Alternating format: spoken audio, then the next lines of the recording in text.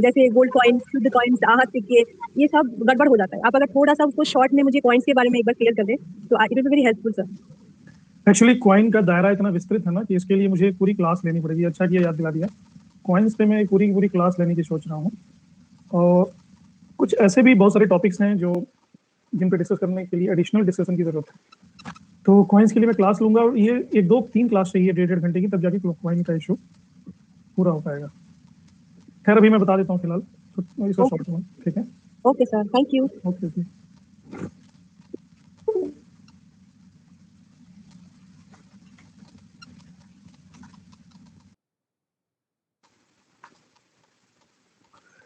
Good evening सभी, good evening. अभिलेखों पर भी, हाँ,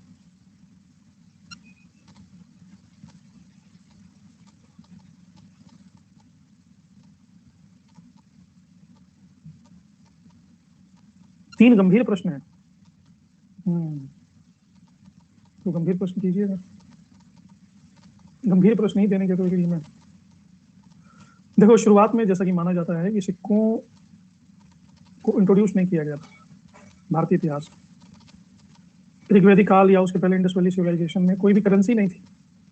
बहुत सारे लोग कंफ्यूज होते हैं और मानते हैं कि जो शील्स है ना, वो शील्स करेंसी थे। वो करेंसी नहीं थे, वो शील्स बेसिकली स्टैम्प्स थे, व्यापारिक घरानों के स्टैम्प थे। वो करेंसी क्यों नहीं थी, उसके पीछे एक बहुत ही जायज कारण। करेंसी होने के लिए, सिक्के होने के लिए, एक सेंट्रलाइज्ड सॉवरेन अथॉरिटी होनी चाहिए। सेंट्रलाइज्ड सॉवरेन अथॉरिटी जब तक नहीं होगी, तब तक करेंसी का एक्सचेंज रेट डिसाइड नहीं हो पाएगा। एक्सचेंज रेट का मतलब होता है कि उसका मूल्य, मुद्रा का मूल्य क्या है। हाथी कितने रुपए मिलेंगे और घोड़े कितने रुपए मिलेंगे, ये नहीं पता चलेगा। ये डिसाइड करने वाला होता है वो व्यक्ति जिसके पास पावर होती है। तो पावर तो ऋग्वैदिक काल में हम देखते हैं कि राजा तो नाम मात्र का राजा है, और उसके पहले सिंधु घाटी की सभ्यता में हम देखते हैं कि वहां पे व्यापारिक वर्ग का शासन है, लेकिन कोई ऐसी केंद्रीय प्रणाली वहां दिखाई नहीं दे रही है जो सॉवरेन हो, लेजिटिमेसी हो जिसके अंदर। तो वहां भी कोई सेंट्रलाइज्ड पावर सिस्टम नहीं है। ये सेंट्रलाइजेशन और राजकीय प्रणाली शुरू होती है महाजनपद काल में, यानी जब गौतम बुद्ध और महावीर का टाइम पीरियड था, 6ठी शताब्दी ईसा पूर्व में भारत में। तो ये अपने अपने इलाकों में ये बॉस थे, छोटे छोटे राजवंश, 16 महाजनपद तहजीब राजा ही थे। तो ये 16 छोटे छोटे राज्य मर्ज हुए, मगध, कौशल, अंग, वज्जी, वैशाली, और इनके अपने अपने सिक्के थे, लेकिन सिक्कों पे बहुत ज्यादा ध्यान था ही नहीं। ये जो सबसे प्रीशियस चीज थी उस जमाने में, बहुत बड़ी बात थी मेटल, क्योंकि मेटल की खोज, लोहे की खोज हुई थी। लोहे की वजह से ही तो ये पूरा का पूरा अर्थव्यवस्था सुदृढ़ हुआ प्राचीन भारत का। इन मेटल की चद्दर को छीनी हथौड़ी से मार मार के और उसको गोल गोल काट देते थे। इनको पिघला करके सिक्का बनाया जाता था। ये तो ग्रीको रोमन्स ने हिंद यवनों ने सिखलाया, यूनानियों ने। इसको पिघला करके सांचे में डाल के सिक्का बनाया जाता है इंडो ग्रीक में। तो इनको मार मार के, बात वही है जैसे रोटी खाते हो तो रोटी पर पेन लो और पेन से मारो तो छेद हो जाएगा, और पेन के साइज की रोटी बाहर निकल आएगी दूसरे साइड से। इसी तरह से ये मेटल की चद्दर होती थी, उस पर किसी मजबूत लोहे से मारते थे पतली चद्दर को, और उतना पोर्शन वो बाहर निकल आता था, और उस छीनी पर जो भी आकृति बनी होती थी उस पर छप जाता था। इसको मार मार के सिक्का बनाया गया है। तो मारने को तो संस्कृत में कहते हैं आहत करना। आहत करना यानी चोट पहुंचाना, इसलिए इन सिक्कों को आगे आहत सिक्के। बाद में डीडी कोशाम्बी ने बड़ा खोज किया, तो उनको लगा कि आहत जो है बड़ा ही आहत करने वाला शब्द है, तो पंचमार्ग उसका नाम दिया। पंच भी का मतलब भी मारना ही होता है, लेकिन अंग्रेजी में मारना होता है। इसे गाल पे घूंसा मारते तो एक पंच मारा इनको। नहीं, बल्कि कहाँ आवश्यकता होती थी, वो चादर लेकर के खड़े होते थे। चादर कभी कभी शर्माती थी जब रात के तीसरे पहर में, तो कहते थे कि सिक्का बन जाओ, तो वो छन्न से करके बिखर जाती थी और सिक्कों का ढेर लग जाता। बल्कि बिल्कुल आवश्यकता नहीं, संवेदनशीलता की आवश्यकता है। कुछ ऐसा वातावरण बना दो कि मेटल थोड़ी सी शर्मा जाए। तो डीडी कोशाम्बी ने इन्हें कह दिया पंचमार्ग। इंटरनल ट्रेड में ये काम आते थे। बुद्धिस्टों, अच्छा, बौद्ध धर्म और जैन धर्म ये बेसिकली प्रो बिजनेस रिलीजन है। ये व्यापारियों को बड़ा ही महत्व देते हैं। व्यापार को महत्व देते हैं। क्यों महत्व देते हैं? ये कहते हैं कि हिंसा के द्वारा जो शक्ति अगर आप प्राप्त करना चाहते हैं, तो हिंसा के द्वारा जो शक्ति प्राप्त करना चाहते हैं उसमें विन लूज डील होता है। I win you lose. राजा महाराजा क्या करते हैं? छीनना, झपटना, हिंसा करना, लोगों को मारना, परेशान करना, जबरदस्ती करना और राजा बन बैठे। बुद्ध महावीर का कहना था कि विन विन डील करो, आई विन यू विन। तो व्यापार विन विन डील है। आपको जिस चीज की रिक्वायरमेंट है हम आपको दे देंगे और हमें जिस चीज की रिक्वायरमेंट है हमें दे देना। That is win win deal. तो व्यापार में हिंसा का तो कोई जगह ही नहीं है। दूसरा, व्यापार खेती से भी श्रेष्ठ है। खेती की प्रक्रिया में भी बहुत सारी हिंसा हो जाती है, बहुत सारे जीव जंतु मर जाते हैं। तो बुद्ध और महावीर की देशनाओं से व्यापार को बड़ी मजबूती मिली। और वैश्य जो वर्ग है, जिसको कहते हैं श्रेष्ठी, शेट्टी, चट्टी, चट्टियार, ये अचानक से प्रोमिनेंस में आ गया। आश्चर्य की बात है कि बुद्ध महावीर खुद व्यापारी नहीं है, लेकिन राजधर्म को श्रेष्ठ नहीं मानते। वणिकों को श्रेष्ठ मानते हैं, व्यापारियों को श्रेष्ठ मानते हैं। अब अचानक से जो ये श्रेष्ठी वर्ग है, सेठ, ये प्रोमिनेंस में आए और एक नए तरह की प्रणाली विकसित हुई जिसमें सेंट्रलाइज्ड सिस्टम राजनीति तय नहीं करती है। सॉवरेंटी, अथॉरिटी और सेंट्रलाइजेशन, इसके लिए राजनीतिक हरकतों की आवश्यकता नहीं है, इसके लिए व्यापारिक व्यवस्था की आवश्यकता है। तो ये जो श्रेणी धर्म पैदा हुआ ना, श्रेणी का नाम सुने, गिल्ड्स, व्यापारिक गिल्ड्स, इन्होंने राजनीतिज्ञों से अपने आप को कट ऑफ कर लिया। ये बुद्ध और महावीर का ही प्रभाव है उनके ऊपर। कोई भी राजा आए, कोई भी राजा जाए, हमसे कोई मतलब नहीं है, हमको अपने व्यापार से मतलब है। तो श्रेणियों का विकास होना शुरू हुआ और ये राजनीति से पूरी तरह से अलग था। श्रेणी अपने सिक्के ढालने लगे, श्रेणी अपने नियम बनाने लगे, श्रेणी अपनी अदालत बनाने लगे। श्रेणियों का जो हेड था उसको सार्थवा कहा गया, वो भी अपने इलाके में राजा की तरह ही था। इस सिस्टम ने भारत को वस्तुतः समृद्धि प्रदान की और राजनीतिक फ्लक्चुएशन से व्यापार पर कोई प्रभाव नहीं पड़ा। श्रेणियों के आने के बाद जो आहत मुद्राएं तांबा, कांसा, लोहा, इनमें ढाली जाती थी, अचानक व्यापार में बरकत होनी शुरू हुई और इनका गोल्डन फॉर्म आया। उस गोल्डन फॉर्म को इन्होंने कहा करशापण। करशापण दो चीजों से मिलकर बना है, एक कर्ष, दूसरा पण। कर्ष आकर्ष का ही कटा हुआ रूप है और ये जो आकर्ष है वो आकर्षण का कटा हुआ रूप है। आकर्षण से ड़ हटा दिया आकर्ष, आकर्ष से क को भी हटा दिया कर्ष। वह पण जो हमें आकर्षित करता है, पण यानी धातु मुद्रा, कर्षापण। अब सोने का पण है, किसको आकर्षित नहीं करेगा, लेकिन एक इंस्टीट्यूशनलाइज्ड वे में जैनिज्म और बुद्धिज्म ने व्यापार को प्रमोट किया। लेकिन ऐसी बात नहीं है कि ये सोने की मुद्राएं यहीं से शुरू हुई हैं, नहीं, यहाँ से भी शुरू हुई हैं, लेकिन सोने की मुद्राओं का उत्तर वैदिक काल में भी हम जिक्र पाते हैं, उसके पहले भी पाते हैं। लेकिन वो गोल गोल मुद्राएं नहीं होती थी, वो कान की बाली, नाक की नथनी, गले का हार, रुक्म, निष्क, शतमान, वो लेन देन के रूप में काम आता था। उसमें आकृति और आकार का समान होना जरूरी नहीं था, उसमें वजन को देखा जाता था, कितने वजन का धातु है या सोना है। तो ये प्रयोग विनिमय होना शुरू हो गया था बहुत पहले से। तो बुद्ध और महावीर के बाद का जो समय आता है, मौर्यों के टाइम में, तो कर्षापण और थोड़ा सा डेवलप हुआ। मौर्यों का संपर्क होता है यूनानियों से, और यूनानियों ने हिंदुस्तानियों को बताया कि इसको ढालो, सांचे में सुंदर सिक्के बनाओ, अपनी फोटो चिपका दो। सिक्के का उपयोग आप करिए राजत्व के प्रचार में, अपना वर्चस्व दिखाइए, कहां कहां तक आपका वर्चस्व व्याप्त है। और सिक्के फ्री का एडवर्टीजमेंट करते हैं, और सिक्का सभी को प्रिय है, सिक्का सभी को सुंदर लगता है। पैसा किसको सुंदर नहीं लगता? आप में से जो जॉब करता होगा उसको सबसे बेहतरीन मैसेज लगता होगा कि जब बैंक से मैसेज आता है कि सैलरी आपके अकाउंट में आ गई, your account is credited by this amount, तो पढ़ के इतना आनंद आता है, जैसे किसी ने प्रपोज कर दिया, कुछ वैसे ही फीलिंग आती होगी। ऐसे ही सिक्का किसी को अप्रिय नहीं लगता है, सबको सुंदर लगता है। अब सिक्का सुंदर लगता है तो सिक्के पर जिसकी फोटो बनी है उसका भी सुंदर लगना लाजमी है। तो एक बड़ा ही सूक्ष्म मनोवैज्ञानिक प्रभाव था सिक्कों का कि इसको राजाओं ने अपने फोटो बना करके, अपनी आकृतियां उत्कीर्ण करा करके सिक्कों पर प्रसारित करना शुरू किया। ये बुद्धि दी यूनानियों ने भारतीयों को कि आप दिलों में जो जगह बनाना चाहते हो तो पहले सिक्कों में जगह बनाओ, क्योंकि दिल तक जो पाइप जाती है, जो सुरंग जाती है, वो पेट से होकर के जाती है। तो हिंद यूनानियों ने उस पर वो सब उत्कीर्ण करना शुरू किया। तो वहां से सिक्का एक कदम और आगे बढ़ गया और सुडौल और सुंदर और अच्छे क्वालिटी के सिक्के बनने शुरू होते हैं। इंडो यवन शकों, इंडो यवन शक, पहलव, खूण, इन लोगों ने जो ढाले, और सिक्कों को नाम दिया गया सुंदर, रूपक, रूप्य। ये जो रूप्य शब्द बना है, रूप से बना है, रूपवान, है ना।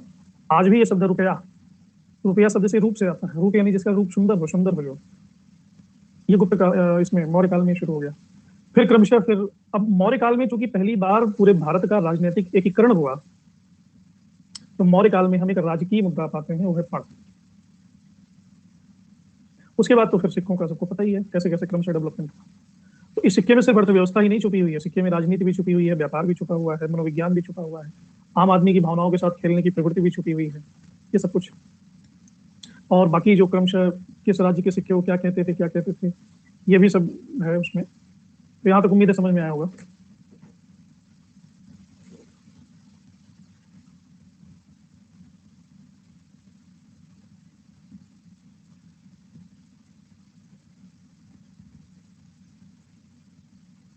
हाँ धर्मेंद्र, मैं समझ रहा हूँ आप धर्मेंद्र हैं। ठीक है। हाँ वो भी क्वाइन। क्या विक्रमादित्य, विक्रमादित्य सूर्य से जुड़ा हुआ है। मिहिर सूर्य की बड़ी प्रतिष्ठा है मनुष्यों के लिए, पौधों के लिए, जीवों के लिए, जंतुओं के लिए। धरती सूर्य से बनी हुई है ना। सूर्य अगर ठंडा हो जाए तो धरती ठंडी हो जाएगी। सूर्य अगर ठंडा हो जाए तो पेड़ पौधे प्रकाश संश्लेषण नहीं करेंगे, भोजन नहीं बनाएंगे, सारे जीव जंतु सब मर जाएंगे। तो हम सूर्य के ऊपर 100% डिपेंड है, 100%। तो आने वाले समय में सूर्य इस चीज का पर्यायवाची बन गया कि जो हितैषी है, जो सबको सबका हित करता है, सबका पालन पोषण करता है। तो जो राजा अपने आप को इस प्रकार इस भूमिका में प्रचलित करना चाहता था, वो अपने आप को कहता था विक्रमादित्य। आदित्य यानी सूर्य, और विक्रम यानी जो चहुओर व्याप्त, पराक्रमी, इन दोनों को मिला दिया तो विक्रमादित्य। और विक्रमादित्य बड़ा ही फैशन सा चल पड़ा कि हर राजा जो अपने आप को इंपॉर्टेंस देना चाहता था वो विक्रमादित्य हो गया। तो भारतीय इतिहास में बहुत सारे विक्रमादित्य हुए और इन्होंने इतिहासकारों को कंफ्यूज भी किया है।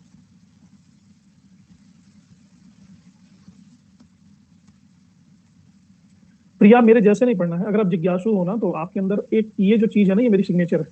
मतलब मैं चीजों को अपने तरीके से सोचता हूँ, तो इसका मतलब नहीं कि मेरा तरीका वैलिड है। आप अपने व्यक्तित्व के हिसाब से चीजों को एनालाइज करोगे, अपने तरीके से व्यक्त करोगे, और उसमें भी एक सिग्नेचर स्टाइल होगी। जैसे धोनी की स्टाइल अलग है, सचिन की स्टाइल अलग है, दोनों के अलग अलग डायमेंशन है। सौरभ गांगुली की बैटिंग अलग होती है। तो किसी के जैसा नहीं बनना है, अपने जैसा बनना है। अपने को हम पुष्पित पल्लवित कर लें तो आप अपनी महिमा में सुंदर हो, हम अपनी महिमा में सुंदर है। हर कोई अपनी महिमा में सुंदर है, लेकिन फिक्र महिमा की करनी है। तो महिमा को उपलब्ध कैसे हो जाए, होना अपनी ही महिमा को उपलब्ध। गुलाब का कमल नहीं बन सकता, कमल चमेली नहीं बन सकता, चमेली जूही नहीं बन सकती। अच्छा, जूही का फूल जो खुला हुआ है और कमल का फूल जो खिला हुआ है, दोनों में हम नहीं कह सकते हैं कि Kamal is better, Juhi is worst. Both are better and both are dealing with different dimensions.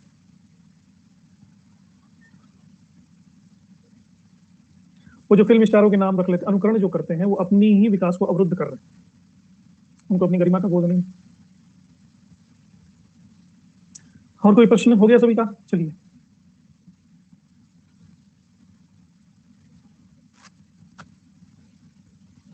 Individual personality को विकसित करना है।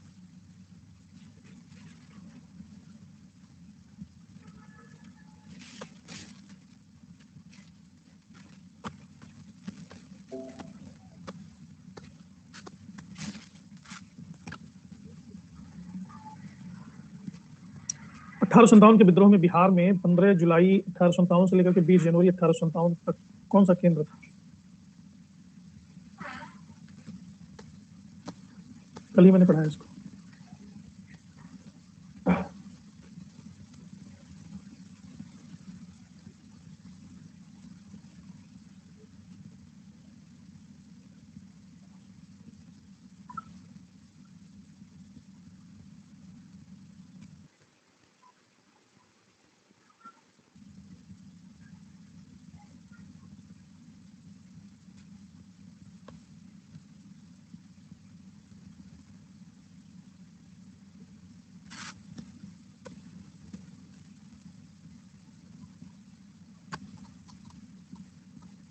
हम्म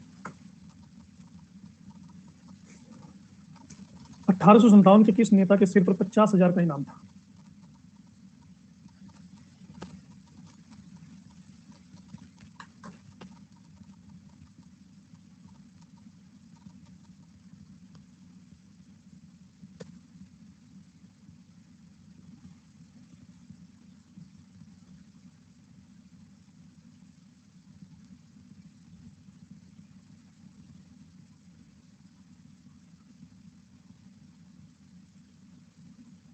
फैजाबाद के मौलवी का क्या नाम था?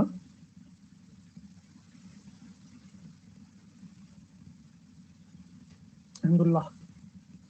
कौन सा आयोग 1857 के विद्रोह के दमन के बाद भारतीय फौज के नव संगठन से संबंधित है?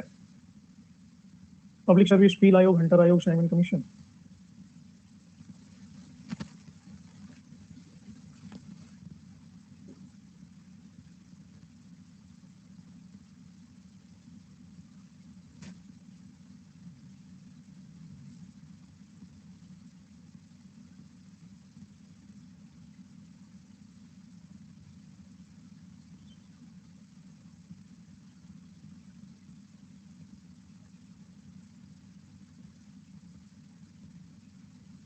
पील आयोग।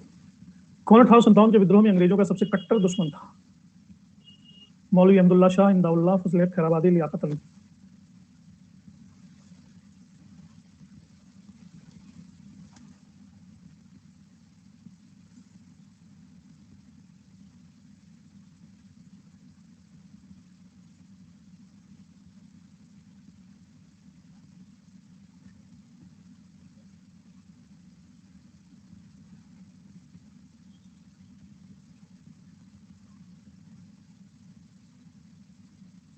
इसीलिए तो इनके ऊपर इनाम था।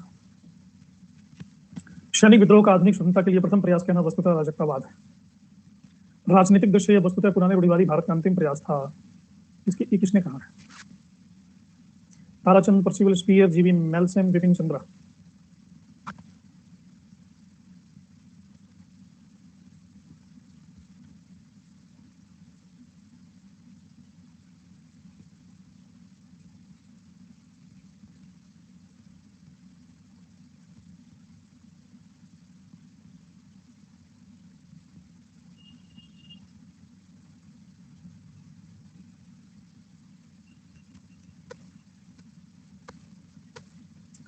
अठारह सौ संतावन के विद्रोह के संदर्भ में इन कथनों में से किसे उसके मित्र ने धोखा दिया जिसे अंग्रेजों द्वारा बंदी बना करके मार दिया जाता है?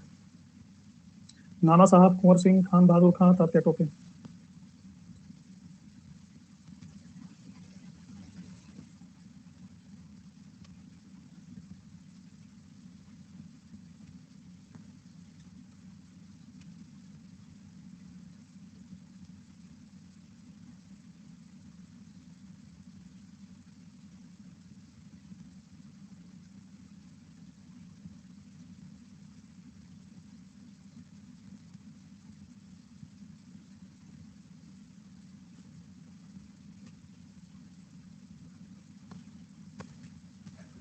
1857 के विद्रोह के कारण गांव में किसानों और जमींदार बहुत अधिक लगान और कर वसूली के सख्त तरीकों से परेशान थे। कई नए नियम सिपाहियों की धार्मिक भावनाओं को ठेस पहुंचा रहे थे। भारतीय समाज सुधार के अंग्रेजों के प्रयास से भारतीय जनता रुष्ट थी। इनमें क्या सही है?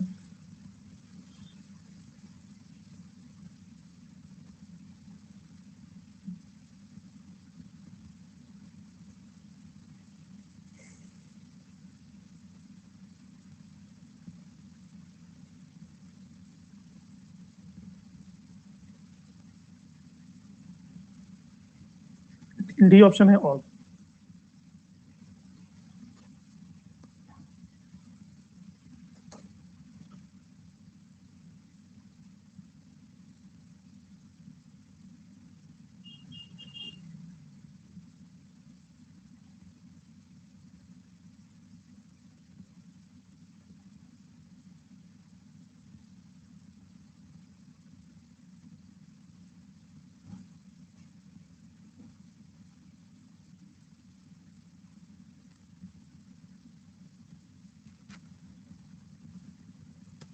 अठारह सौ संतावन के विद्रोह में अलग अलग क्षेत्रों में अनेक लोगों ने नेतृत्व संभाला। क्षेत्र और नेतृत्व के संदर्भ में निम्नलिखित युग्मों पर विचार कीजिए। इनमें क्या सही है?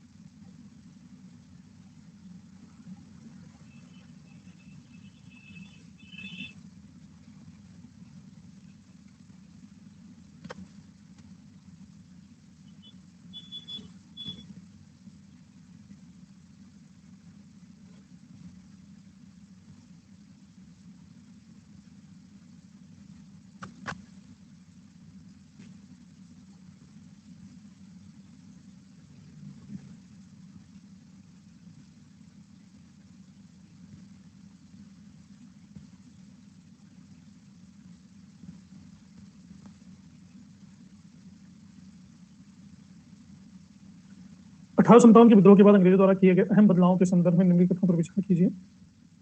ब्रिटिश मंत्रिमंडल के एक सदस्य को भारत राज्य के सचिव के रूप में नियुक्त किया गया। भारत के गवर्नर जनरल को इंग्लैंड के राजा रानी का निजी प्रतिनिधि घोषित कर दिया गया। सेना में भारतीय सिपाहियों का अनुपात और उनका वेतन बढ़ाने का फैसला किया गया। मुसलमानों की जमीन और संपत्ति बड़े पैमाने पर जब्त की गई। इनमें से कौन सा गलत है?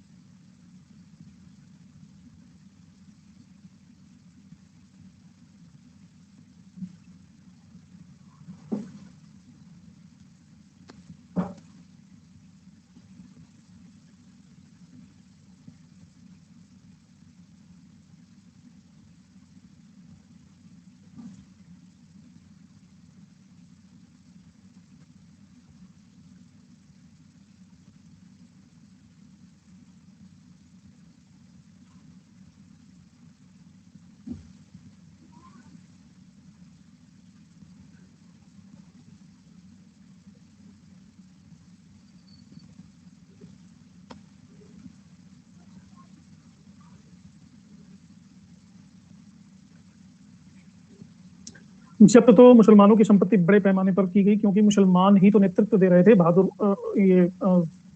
जफर, ये माना गया कि हिंदू मुसलमान ये दोनों मिलकर के हमारा बेड़ा गर्क करेंगे।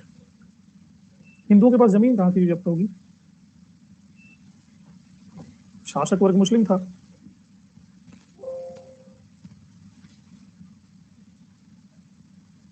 मुस्लिमों को बहुत मारा गया। दिल्ली में तो सब मुस्लिमों को मार डाला गया।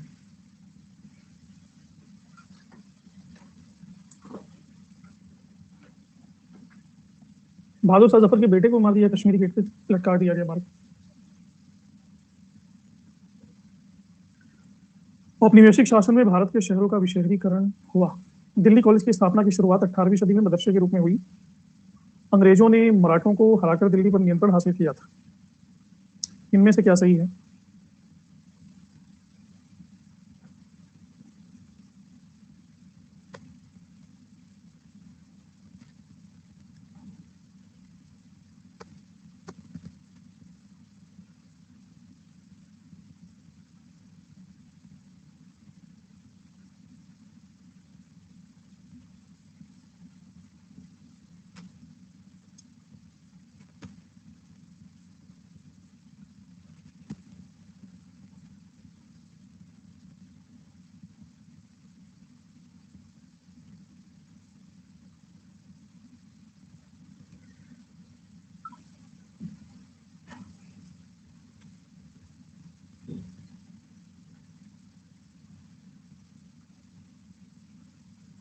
विशहरीकरण का मतलब होता है डी अर्बनाइजेशन।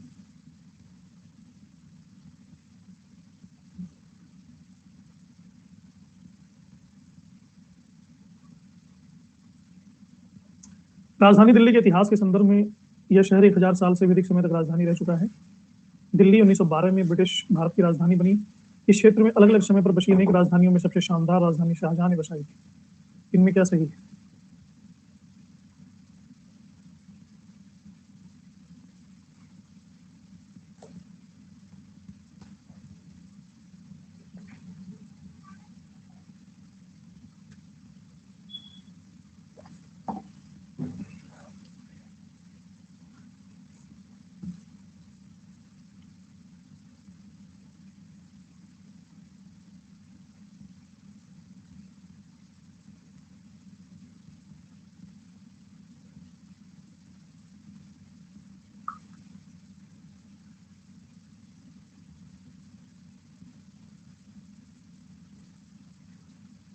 अंग्रेज 1857 के विद्रोह के बाद दिल्ली में मुगल अतीत को पूरी तरह भुला देना चाहते थे। इस प्रक्रिया में उठाए गए कदमों के संदर्भ में इन कथनों पर विचार कीजिए।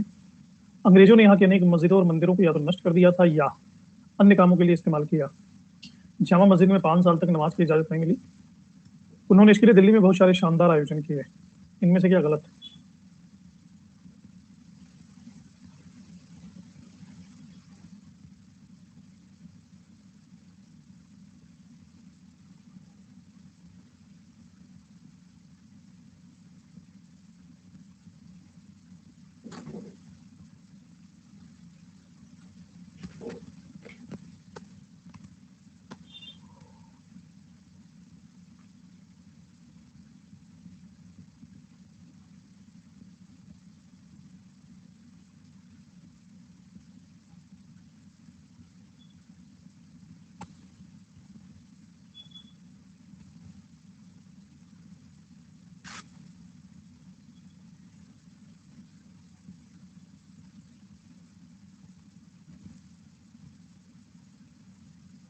केवल पहला गलत है, बाकी दोनों सही है।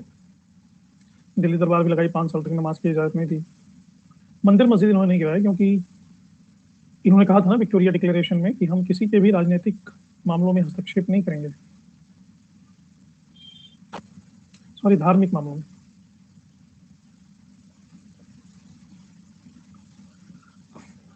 दूसरा भी सही है, नमाज की इजाजत इन्होंने इसलिए नहीं दी कि नमाज के बहाने कहीं साजिश के लिए मीटिंग न की जाए, एक और बगावत, सैकड़ों लोग इकट्ठे होंगे, तो ये भी तो हो सकती है।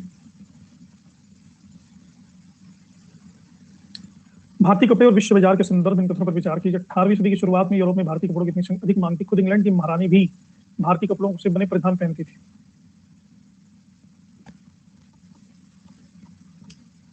ब्रिटिश सरकार ने अपने ऊन और रेशम निर्माताओं को संरक्षण प्रदान करने के लिए कैलिको अधिनियम पारित किया। भारत में श्वेत प्रांत स्थित लखनऊ बंडाना शैली कपड़ों का सबसे महत्वपूर्ण केंद्र था। परिधान मतलब ड्रेस। परिधान नाम के बहुत सारे कपड़ों के शोरूम भी हैं। इनमें क्या सत्य है?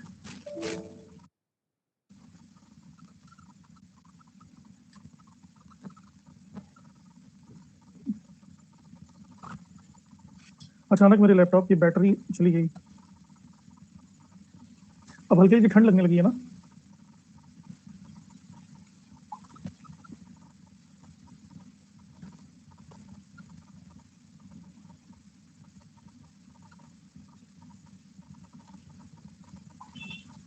तो जिसको चेंज ऑफ सीजन से बचना हो क्या करेगा?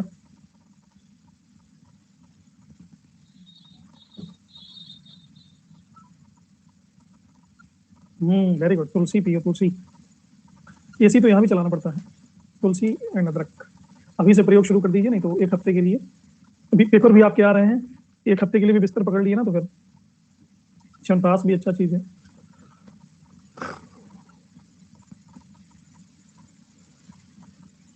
तुम सीमांत प्रदेश में निवास करती होगी बारी से। मैं उत्तर भारत विशेष के संदर्भ में अपने विचार को व्यक्त कर रहा हूँ।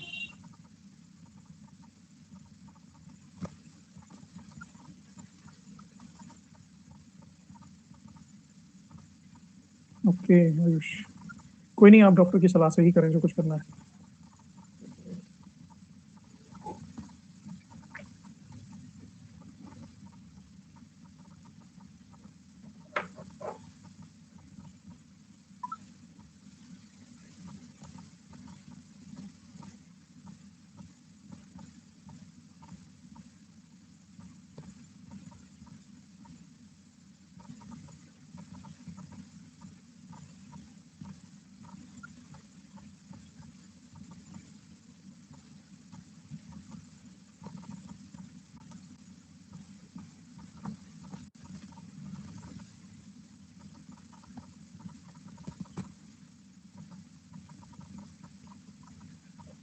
अठारहवीं सदी की शुरुआत में यूरोप में भारतीय कपड़ों की बहुत अधिक मांग थी, और मशाला और सूती कपड़ा ये दोनों बहुत ही चलता था। इस सूती कपड़े को कहते थे कैलिको, और इसके प्रतिबंध के लिए जो कानून बनाया गया इसको कहा जाता है कैलिको अधिनियम। बंडाना शैली के कपड़े गुजरात और राजस्थान में फेमस थे।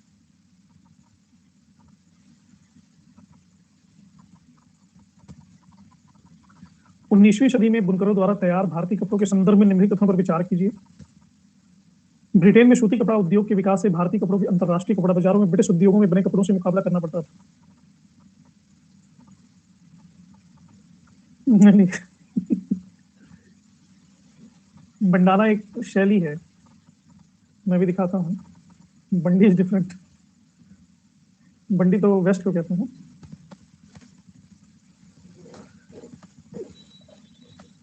19वीं सदी की शुरुआत में ब्रिटिश सरकार ने भारत से आने वाले कपड़ों पर भारी सीमा शुल्क थोप दिया। 19वीं सदी के अंत में दक्षिणी भारत के शोलापुर और पश्चिमी भारत का मदुरा बुनकरी का महत्वपूर्ण केंद्र था। 1931 चरखे को भारतीय राष्ट्रीय कांग्रेस के तिरंगे झंडे के बीच वाली पट्टी में जगह दी गई, जिससे खादी को बल मिला। इनमें सही क्या है?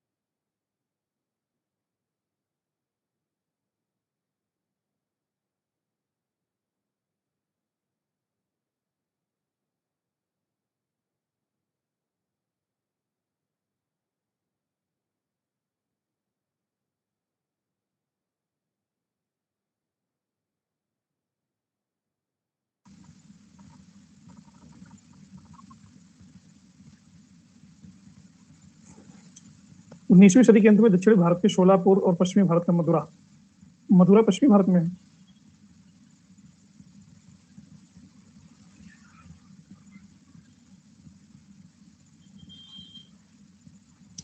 पश्चिमी भारत में शोलापुर है और दक्षिणी भारत में मदुरा है। मथुरा तो राजधानी रही है ना बहुत दिनों तक। इसकी राजधानी रही है मदुरई, पांड्यों की।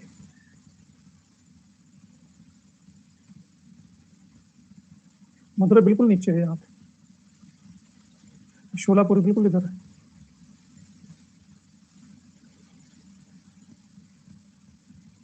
भारत में औद्योगिक सूती वस्त्रोत्पादन की पहली बड़ी लहर प्रथम विश्व युद्ध के समय दिखाई दी थी।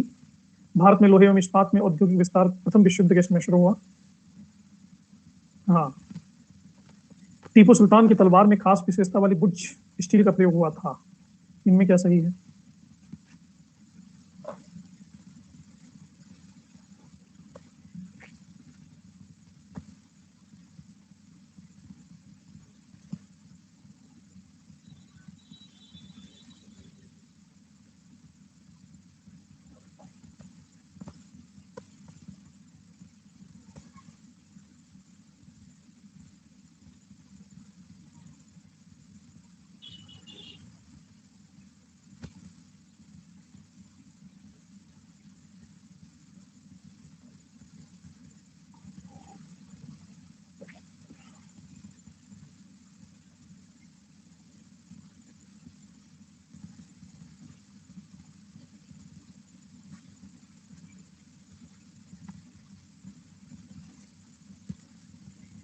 तीनों सही है।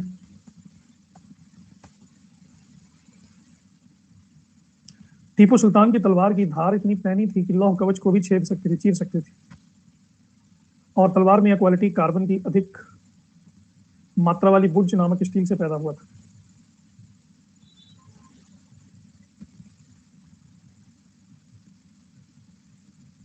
भारत में लौह इस्पात कारखानों के संदर्भ में इन तथ्यों पर विचार कीजिए। भिलाई स्टील संयंत्र, किसी ने क्वेश्चन पूछा है क्या? हाँ, भारती ने शेयर किया। ये है बंडाना।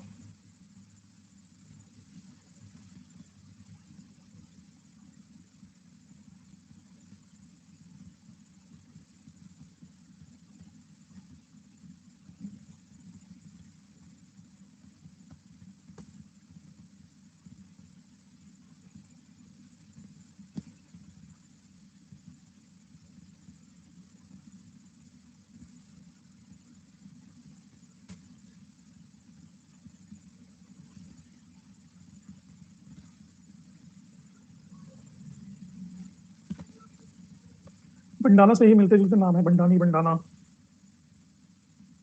इनमें क्या सही है?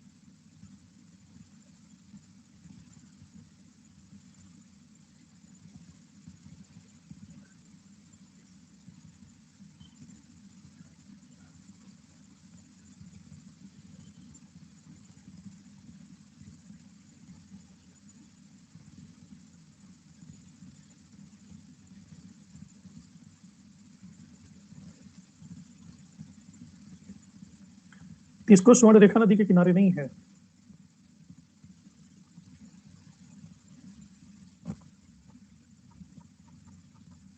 भिलाई स्टील संयंत्र के लिए इसकी आपूर्ति का स्रोत ढूंढने में सहायता करने वाला मुस्लिम समुदाय था अकारिया।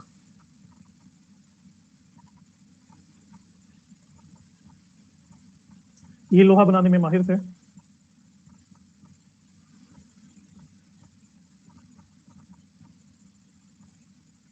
और बंगाल का तांती एक प्रसिद्ध बुनकर समुदाय है। इसके अतिरिक्त उत्तर भारत में जुलाहे, मोमिन, दक्षिण भारत में शाले, कैकुल्ला, देवांग समुदाय, ये सब बुनकरी के लिए प्रसिद्ध था।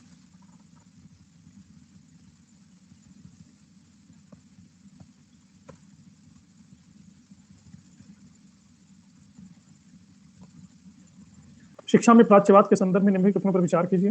प्राच्यवादी मानते थे कि अंग्रेजों को पश्चिमी ज्ञान के बजाय भारतीय ज्ञान को ही प्रोत्साहन देना चाहिए। विलियम जोन्स और हेनरी थॉमस कोलब्रुक प्राच्यवादी थे। वारेन हेस्टिंग्स प्राच्यवादियों के घोर विरोधी थे। प्राच्यवादी विचारों के आधार पर ही कोलकाता में एक मदरसे, बनारस में हिंदू कॉलेज की स्थापना की गई थी। इन कथनों में से कौन से सही है?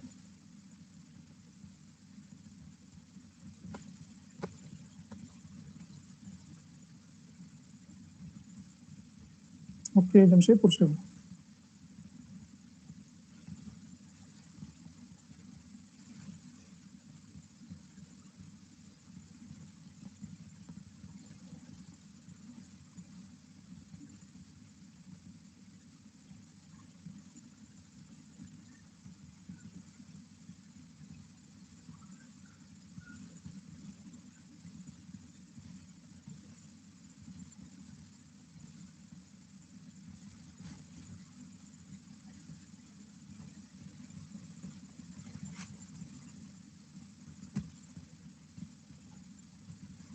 प्राच्य, प्राच्य का उल्टा होता है पाश्चात्य।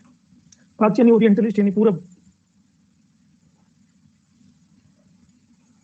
ये तीनों सही है। नहीं, 1 2 3 1 2 4 सही है। थर्ड गलत है। वॉरेन हेस्टिंग्स भी ओरिएंटलिस्ट था।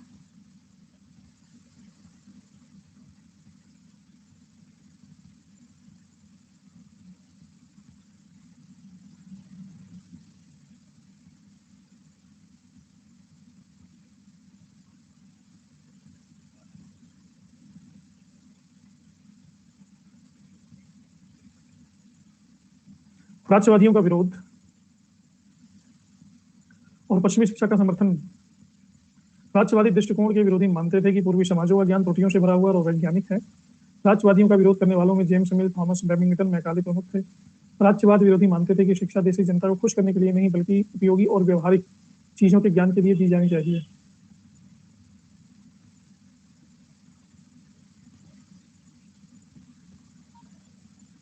सही उत्तर चुनिए।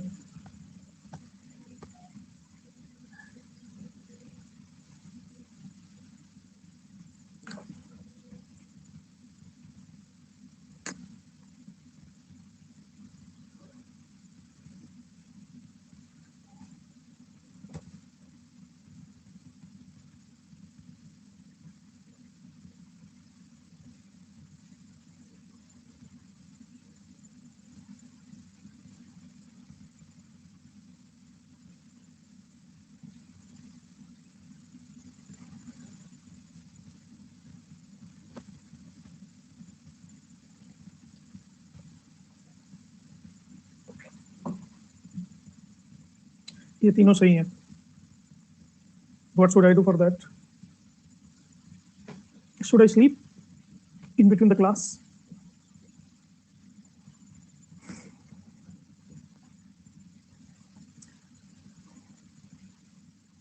I'm already having.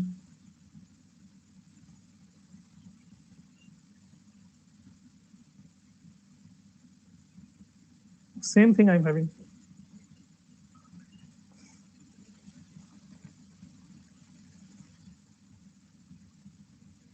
Yes, that is black also. प्राच्यवादी दृष्टिकोण के विरोधी मानते थे कि पूर्वी समाजों का ज्ञान त्रुटियों से भरा हुआ है और अवैज्ञानिक है। इस दुनिया में इतनी है नफरतें, फिर भी दिलों में है चाहत।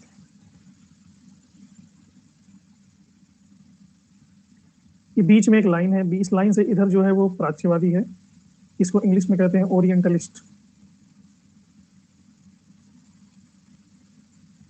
और इधर पाश्चात्यवादी, इसे कहते हैं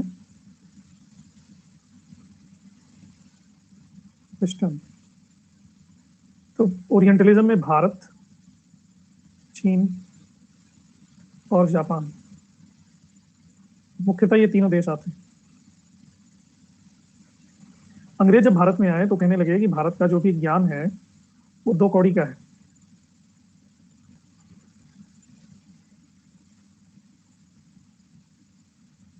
दो कौड़ी का क्यों है? क्योंकि भारत में जो भी ज्ञान है वो बिलीव बेस्ड है, साइंस बेस्ड नहीं है।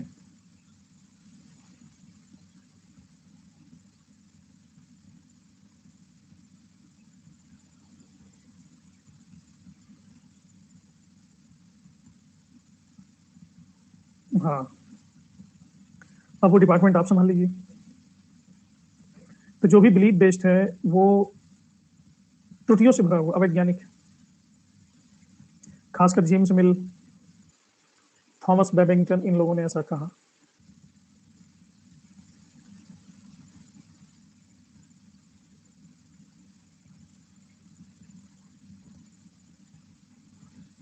और इसका विरोध करने वाले वेस्टर्न नॉलेज के समर्थक ये मानते थे कि देशी शिक्षा सिर्फ उतनी ही सिखाओ जितनी प्रैक्टिकल हो।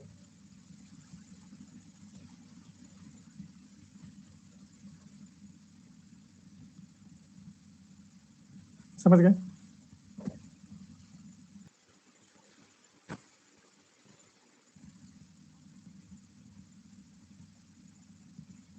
गुड। रॉलेट एक्ट के संदर्भ में इन कथनों पर विचार कीजिए। यह कानून व्यक्ति की स्वतंत्रता के विरुद्ध था। जलियांवाला बाग में इसके विरोध में 71 लोगों पर जनरल डायर द्वारा गोलियां चलवा दी गई।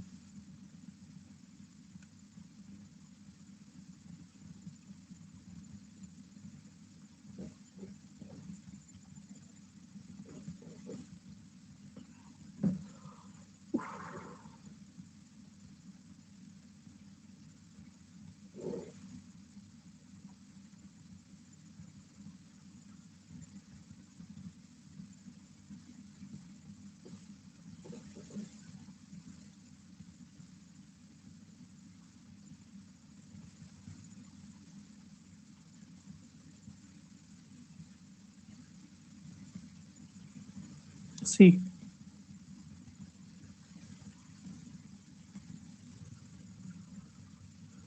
इन तत्वों में से असत्य क्या है? राजनीतिक कारण, सामाजिक आर्थिक कारण, धार्मिक कारण, कोई नहीं।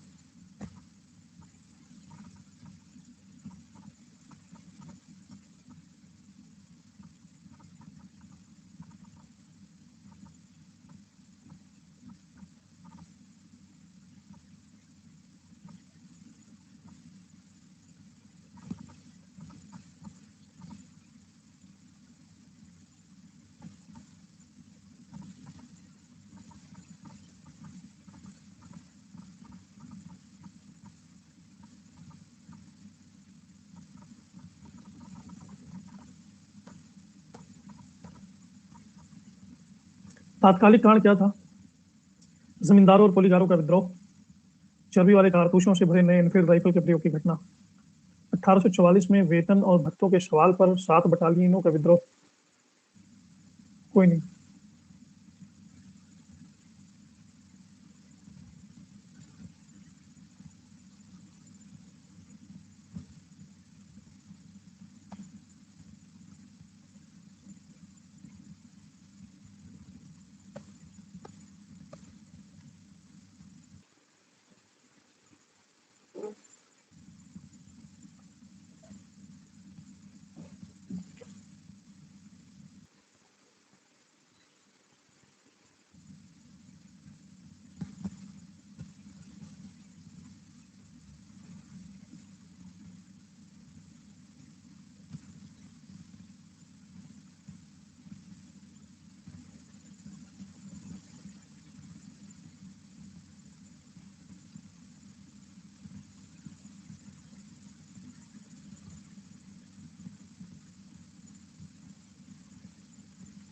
प्रतीक चिन्ह विद्रोह का क्या था?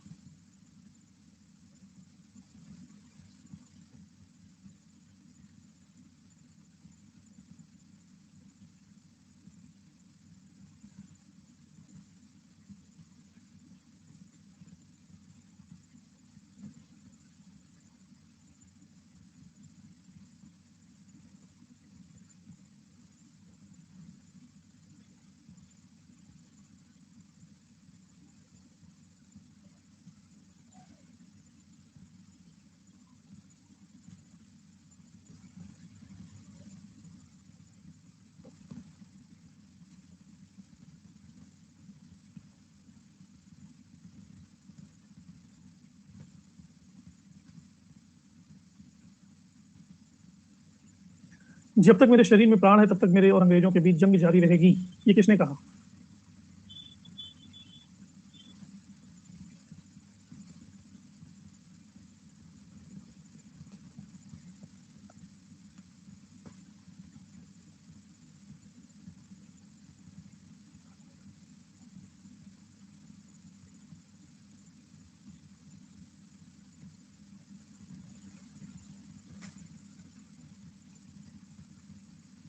नाम ही लिया है, गुलेल नहीं मार दिया।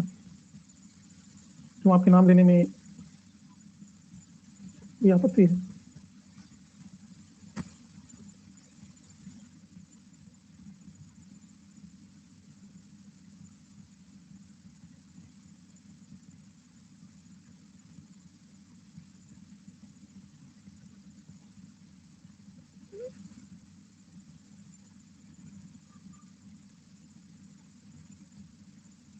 पुलिस को जनता कोड समझती है, ये किसने कह दिया?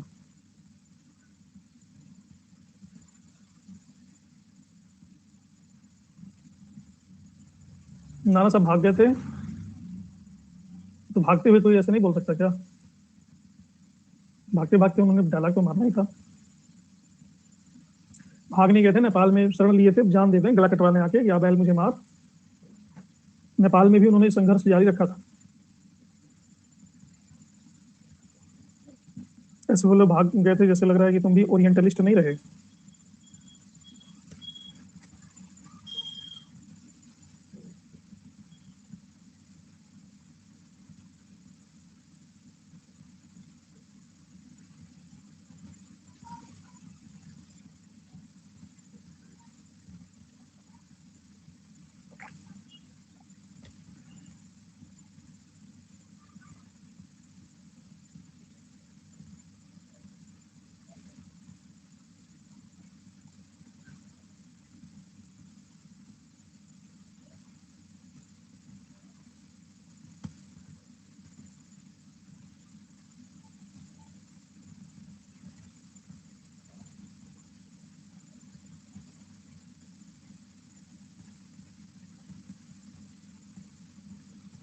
फ्रेडरिक हैडिले।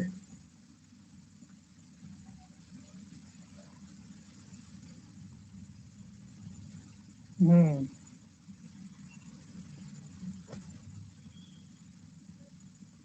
कैनिंग में तूफान में तंग रोधक की संज्ञा किसको दी?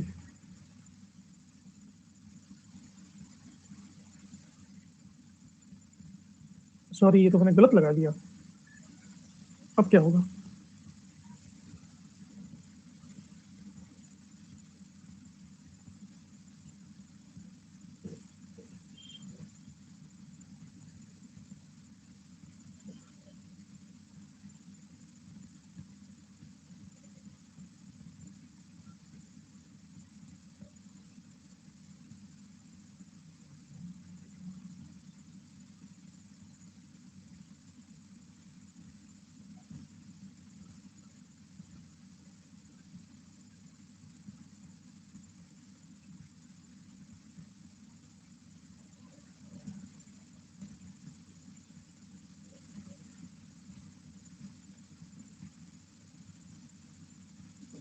तूफान में तंग रोधक कौन था?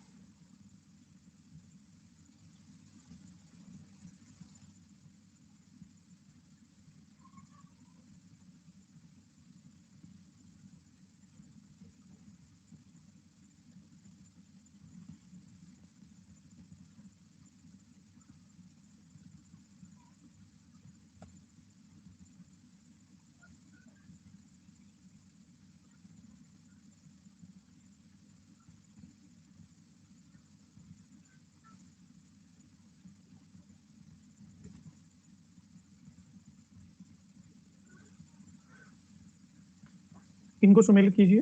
विद्रोह केंद्र और उनके नेतृत्वकर्ता।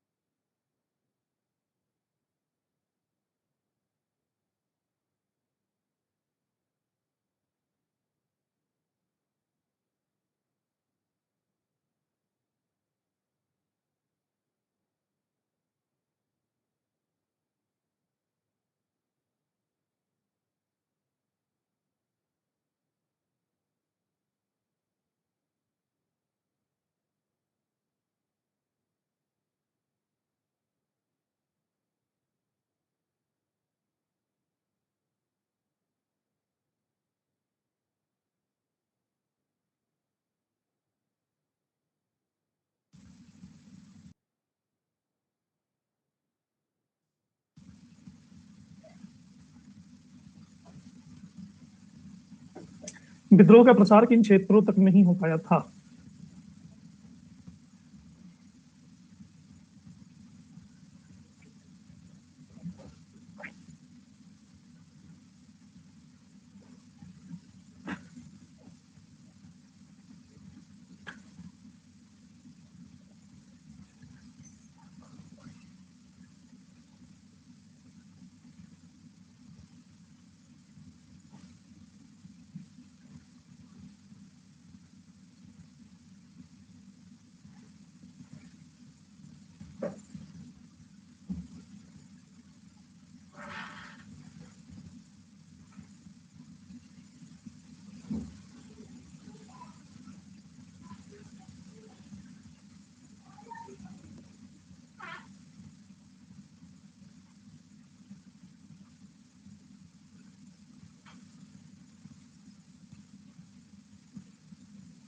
देखो, विद्रोह का प्रसार नहीं हुआ था, छुटपुट विद्रोह दक्षिण और पश्चिमी भारत में हुआ था। विद्रोह का प्रसार यानी जो आग उत्तर भारत में लगी थी वो दक्षिण भारत तक फैल गई, ये फैली नहीं।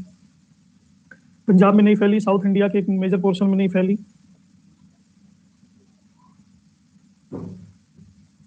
इनको सुमेलित कीजिए।